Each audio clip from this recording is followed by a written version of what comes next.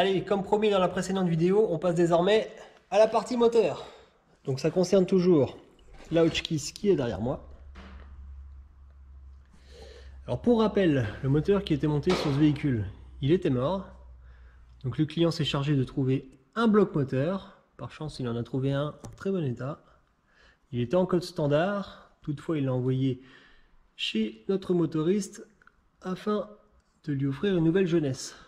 Donc piston neuf, réalisage des cylindres, soupape neuve, guide de soupape, siège de soupape rectifié, vilebrequin, arbre à cam contrôlé, des coussinets neufs et le tout remonté comme il faut. Donc là on vient de le réceptionner, je l'ai passé en peinture il y a 2 jours, ainsi que diverses pièces. On va pouvoir donc passer à l'assemblage. Alors certains vont me dire, ouais, ton verre il est dégueulasse, c'est pas un verre olive drape, c'est pas un verre autant.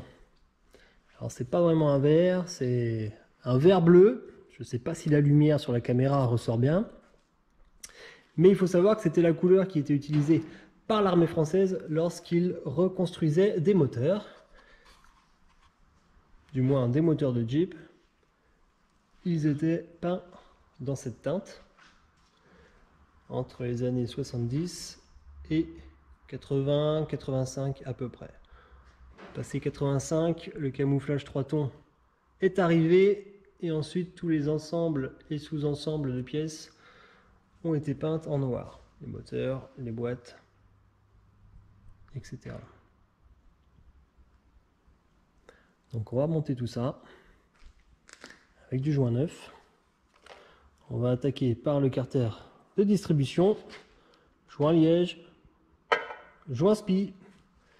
Ensuite on positionnera le carter d'huile et on pourra passer à la suite.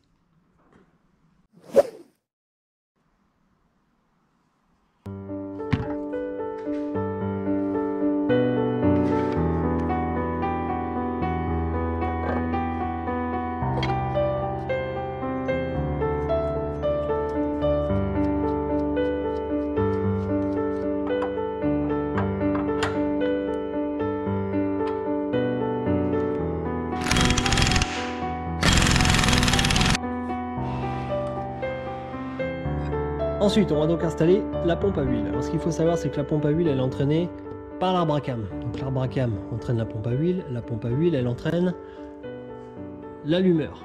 Alors, il va falloir caler la pompe à huile correctement. Comme ça, on calera l'allumeur avec le doigt orienté vers le câble qui va à la bougie du cylindre numéro 1. Alors, donc, on est sur un moteur 4 temps. On a donc la soupape d'échappement, d'admission, d'échappement, échappement, admission, admission, échappement. Là, on va s'occuper du cylindre numéro 1, on va se caler sur le cylindre numéro 1. On va prendre les 4 temps. Donc, premier temps, le piston descend, la soupape d'admission s'ouvre, le moteur aspire donc le mélange air-essence. Le piston est en bas. La soupape d'admission se ferme, le piston remonte, il comprime le mélange dans la chambre. À cet instant, il y a donc explosion, allumage au niveau de la bougie. Le mélange s'enflamme, il repose donc le piston, il y a explosion. Le piston est en bas. Et là maintenant, le piston va remonter, la soupape d'échappement s'ouvre. Et les gaz d'échappement sont donc évacués. Là, on a vu les 4 temps. Donc on va reprendre. Premier temps, la soupape d'admission s'ouvre, le piston aspire le mélange, il descend. Deuxième temps, la soupape d'admission se ferme, le piston remonte et comprime le mélange. Et là, on arrive au point d'allumage. Donc c'est cet instant qui nous intéresse pour le cylindre numéro 1. Ça nous permettra de caler la pompe à huile de ce côté-là et l'allumeur de ce côté-là. Voilà, donc j'ai positionné l'allumeur à sa place avec le doigt dans la bonne orientation. Ensuite, j'ai fait 2 petits repères de marqueur sur les 2 axes. Pompe à huile en bas, allumeur en haut. J'ai fait un premier montage à blanc de la pompe à huile. Ça m'a permis de l'orienter comme il se doit. Ensuite, je l'ai ressorti, j'ai remis le joint avec un petit peu de pâte et je l'ai rentré. Et là, on est bien orienté et l'allumeur est à sa place. Donc lui, je vais le retirer pour pouvoir continuer le montage et avoir plus de place. Mais au moins, la pompe à huile est montée à son emplacement définitif. Allez, ensuite, on passe au remontage du volant moteur. Alors, sur celui-ci, on a plusieurs repères, dont celui-ci qui nous intéresse. On peut le positionner comme ça ou comme ça, à 180 degrés. 2 grosses vis, 2 gros trous, donc effectivement, on peut rapidement se tromper. Mais le moteur est toujours calé sur son point d'allumage du cylindre numéro 1. Et là, on a notre repère qui doit coïncider avec la petite trappe de ce côté-là. De plus, on a un petit repère ici. Et on retrouve le même ici.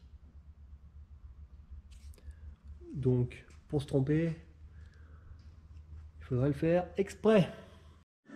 Voilà, donc le volant moteur est désormais remonté. Je passe à l'embrayage. Disque, mécanisme, ça c'est la butée d'origine. Ça sera remonté côté boîte de vitesse. Ok, donc le mécanisme est monté avec le disque derrière. Maintenant, je prends mon centreur et le but, voilà, c'est de centrer le disque d'embrayage. Voilà. Avant de serrer le mécanisme.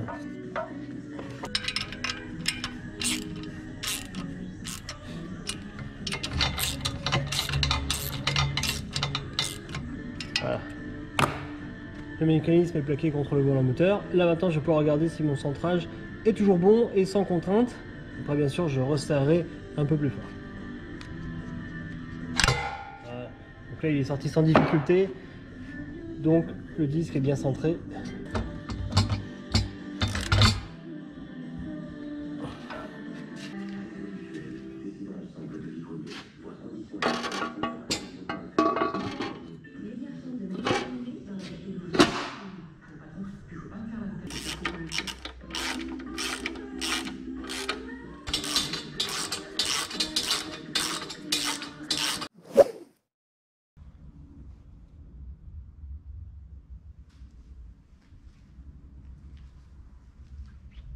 Allez, désormais on passe au collecteur.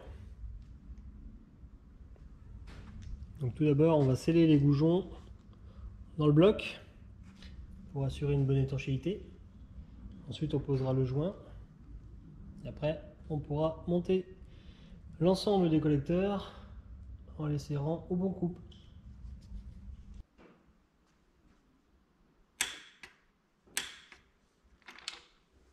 Allez, maintenant on va s'attaquer au montage de la culasse. Alors, le bloc a été surfacé.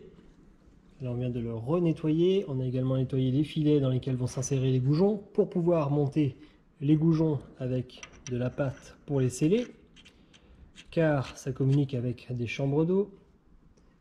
Et si on ne les scelle pas, on aura donc des remontées de liquide de refroidissement. Donc on va sceller les goujons. Ensuite, on positionnera le joint de culasse. Et après, on pourra positionner la culasse qui vient d'être nettoyée et qui avant a été surfacée.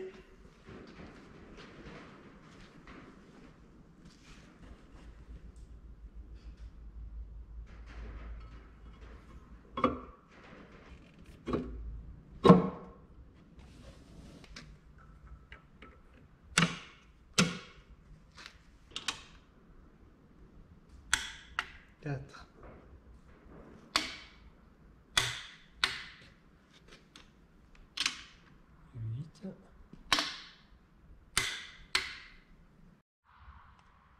Et voilà, le remontage se poursuit. Donc, les collecteurs ont été remontés, la culasse, la pipe d'eau, tout le système de lubrification, filtre à huile, flexible, support. La pompe à essence a été révisée, puis remontée, ainsi que le carbu, la pompe à eau, les courroies, la dynamo, l'allumeur, démarreur.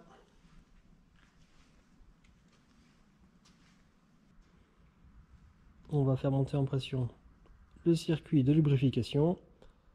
On va lui raccorder un radiateur pour le circuit de refroidissement, le mettre en eau, puis faire un petit démarrage et le laisser tourner quelques instants. Ensuite, il retournera sur la Jeep.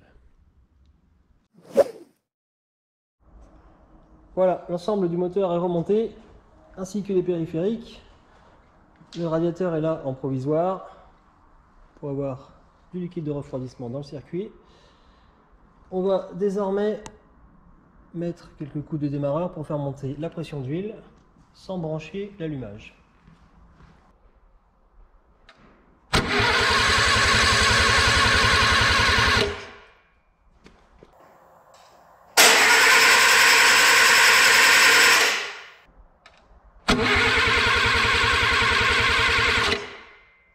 Ok, pression d'huile qui monte. Maintenant, on va raccorder le plus contact et on va faire un essai de démarrage.